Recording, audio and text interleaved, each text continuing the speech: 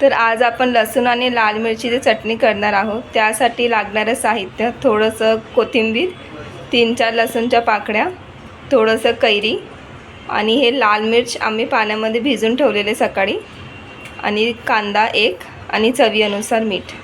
तर आता आपण हे सर्व मिक्सरच्या भांड्यामध्ये टाकून त्याला व्यवस्थित थोडंसं बारीक करून घ्यायचं आहे, एकदम पेस्ट नाही।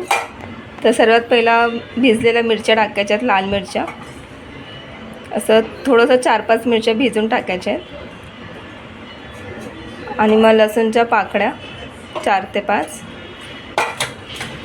कांदा 1 लांब लांब कापून घ्यायचा असं जाडसर, कैरी आणि कोथिंबीर टाकूया आपण, आणि चवीनुसार मीठ टाकूया। हे सर्व एकत्र बारीक करून घ्यायचं आहे।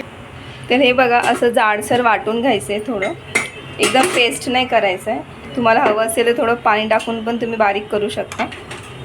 असं जाडसर वाटून घेऊया, आणि आता याला एका बाउलमध्ये काढून थोडीशी तेलाची फोडणी करूया। तर आता इथे आपण चटणीवर थोडीशी फोडणी टाकूया। तर तेल एकदम असं गरम करून घ्यायचं आहे, आणि गॅस बंद करून थोडंसं मोहरी आणि थोडंसं एकदम हिंग टाकायची।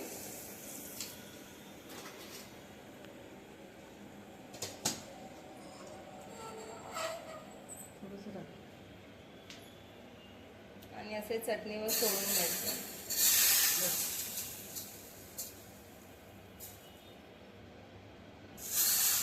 थोडंसं टाकून त्याला एकत्र मिक्स करून घ्यायचे चम्मचने।